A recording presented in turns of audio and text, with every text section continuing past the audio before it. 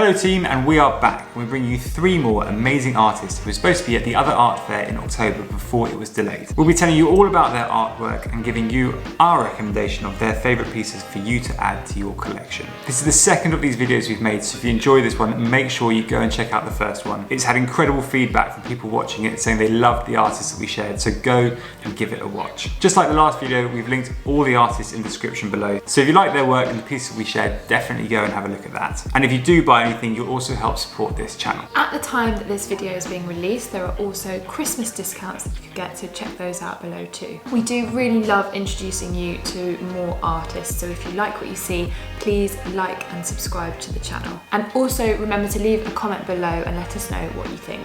Right, let's see who's up first. Let's go. Anna Marrow. Best known for her vibrant screen prints, Anna's work is heavily inspired by 60s and 70s Americana. Each work is a fairy tale come to life as she weaves a narrative of romance and nostalgia for a time that feels familiar but with an essence of the past. With her background in design, a clear emphasis on perspective and negative space pervades her work. Urban landmarks anchor each piece, while the characters in pastel colours dance around them, inviting you into the world she creates.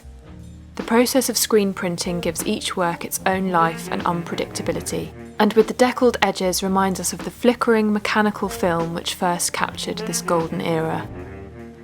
Now, I know you really like her work. What is it exactly that you like? I'm really drawn to the bright colour in these pieces. They really remind me of being a teenager and being on holiday by the sea in like Cornwall or Suffolk eating fish and chips. I also really love the romance in her pieces, and in particular the one that depicts the Trellick Tower. Oh, yeah. I really love the way the couple are just dancing on their own and they've got the plane above them and the building below, but they're in their own little world. Yeah, I know exactly what you mean. I think what she does really well is the storytelling and the narrative in her works. You'll notice that she has these incredibly low horizons, and that creates these big skies with little fluffy clouds. The people and the objects seem to magically hang in the air. With her background in design, she's very particular about how she's constructing these compositions. It's not an accident that's happening. The prints are filled with a huge amount of empty negative space, and that conjures up this idea of possibility. The sky is literally the limit. You mentioned how it's retro and talked about the Trellick Tower, and these urban structures really establish the pieces, don't they? Yeah, I really like the way she uses these leisurely buildings like ski resorts, ice cream vans, service stations, swimming pools, all buildings and places that you might go to when you're on holiday. They all evoke feelings of sort of being away from home, being free. Absolutely, I think that's done very specifically. The choice of building there immediately put you in that 60s and 70s mindset, and that sets the scene for you. And that mixed with screen prints and these bright colours immediately puts you in the mindset of pop art, which again is that 60s time period. So all these things are working together to subconsciously put you in that time frame. There's that clear romance you see in each piece, the narrative that she's explaining, but at the same time there's a greater romance, and that's for a time, that era of the 60s. Our favourite is this piece here, Moonlight and Magic. This really encapsulates the romance element that you talked about earlier. A couple in their own world above a skyline that she has curated, especially with that jet above them. It just goes back to that idea of going away and holiday and travelling. And we can see the Trellick Tower from our flat balcony as well, so there's an extra layer of romance and meaning to that for us too. Alec Cumming. A painter who has travelled the world, having spent time living in India, Sri Lanka and California. Alec seeks to bring the multi-sensory stimulus of these exotic locations into his work. Playful, semi-recognisable, abstracted shapes and forms jump around and clutter his canvases. They create a symbology and a narrative that he describes as a pan-global language. Each painting suggests an imagined environment built from Alec's memories of the hectic places he has lived, ultimately evoking an idealised romance to a place rather than a person.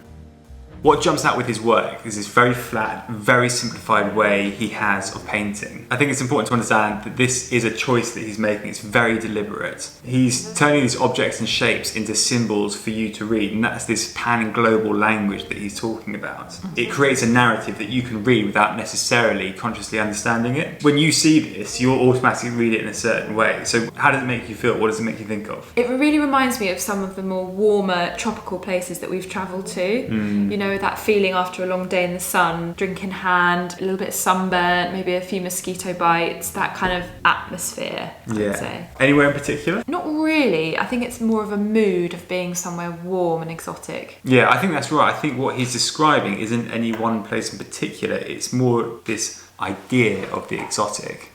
There you go. Sorry, I was just itching. I've got an itch. From the mosquito bites.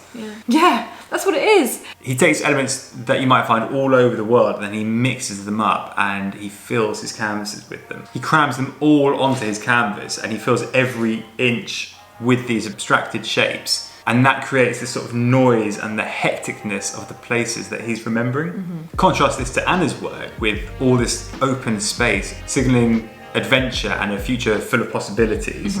This is very different. This is more about the overwhelming stimulus your senses get from going to foreign lands. It's the smell, the taste in the air, the noise that surrounds you, that everywhere you look, seeing something you're unaccustomed to. That's what he's bringing into his work. However, what both these artists have in common is the warmth that comes through from the colours they use. What he's showing you is a love for the foreign land. It's not the people, there's no figures in his work. It's the place and the feelings that evoke that he's trying to awaken in the viewer. Does this take you back to any one particular moment, like a memory or anything? I guess the one memory it does take me back to is that time when we'd been in Colombia and we were in Tagango after that long 5-day trek, and it was really tiring. We were very proud of ourselves, well, I was very proud of myself for getting through it, and we just had a cocktail and a big steak afterwards, and it was very, very warm, but it was just that nice sort of warm feeling. Yeah, I know exactly. Do you know what I mean? I know exactly the moment you're talking about, the place we were at, and weirdly looking at his work, that's exactly where it takes me back to too. Yeah, it's like that sun was going down, that gorgeous light, everything. Oh, and they had that lovely steaks there as well, didn't they? Yeah, I did just say about the steaks. Did you? I wasn't listening.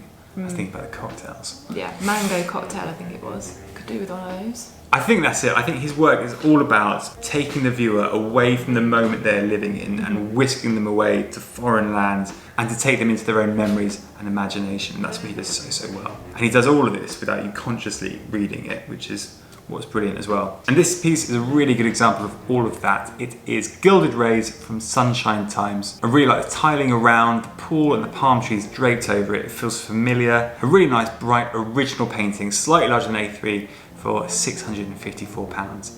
Not bad. Bargain. Fujiko Rose. Winner of 2019 Sky Arts Landscape Artist of the Year, Fujiko's striking monochrome artworks exquisitely balance nature and design. The sleek architectural buildings are harmoniously countered by delicate creeping foliage. These incredible hand-drawn ink artworks are influenced by the intaglio prints her mother used to collect and the illustrations she grew up reading. The yin and yang of her work is continued by how she creates fusion and highlights contrast by combining elements such as modern and traditional, Eastern and Western, and realism with the abstract, the end result being something utterly contemporary and unique. I love an artwork where there's so much to ask about, so much to question. The subject matter, the style, the process that she's used. None of this is ordinary. Each element is a deliberate decision that she has made. It forces you to look at it and ask, why is she choosing these elements, this style, this subject matter? You begin to understand her influences and inspirations. This balance of nature and design, I think is really fascinating, and the way she conveys it is really clever. And to begin with, I wasn't even sure what I was looking at when I saw these pieces. I thought it might be printmaking with some illustration, but this is all done by hand, which I love. It's fantastic when you aren't sure what it is that you're looking at and you have to explore further to understand what it is. Very different from the last couple of artists. And I know that you like this, but you're not necessarily sure what it is that you like. Is that fair to say? Yeah, I really appreciate the technical skill she's using, but I don't exactly know why I like it.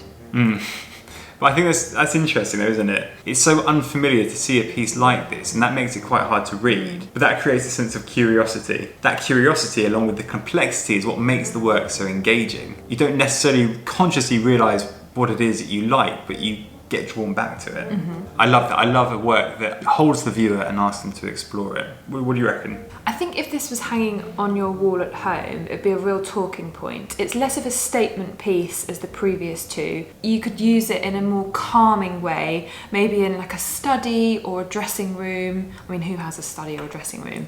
That'd be lovely, but you know what I mean. Yeah, absolutely. I think it's so contemporary that it elevates any room that it's in and just make it feel smarter. Like, I could really imagine this in the home of a designer or an architect. It just feels so sleek and crisp and clean. And I think it's a real testament to her ability that it's not something you'd normally think that you would like, but you still really like it. She's done that through her technical skill and her abstraction. So it wins you over without you really knowing or understanding why. I agree with that. And this piece here is a great example of her work.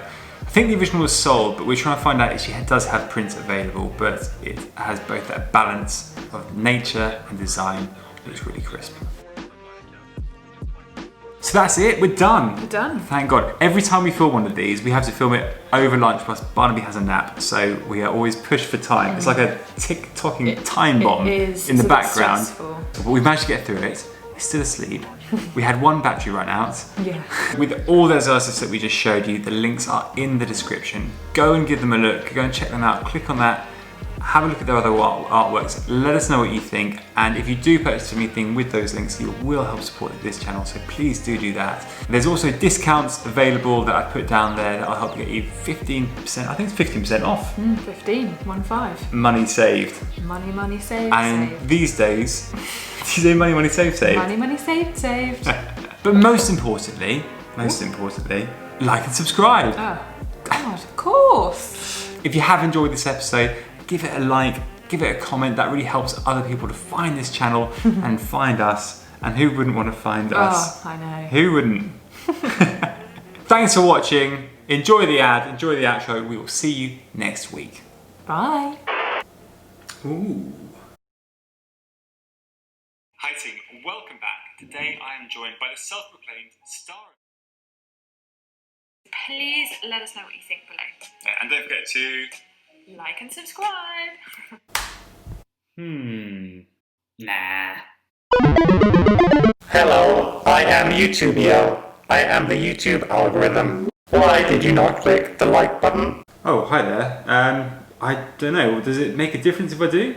If you don't click it, I cannot share this video with other people who may also like it, and that makes YouTubio a sad computer algorithm. I didn't realize it was so important. Of course I'll click it. Yay! YouTubio is overjoyed. Is there anything else I can do to help? Make sure you subscribe to the channel and watch their new videos, then everyone can find Team Rees. Brilliant, will do. You're so helpful. You're welcome. You can also get 10% off Jackson's art supplies by clicking the link in the description. YouTubio can't draw or paint. He has no hands. But I do have a brain the size of a planet. Thanks, YouTubio. Signing off.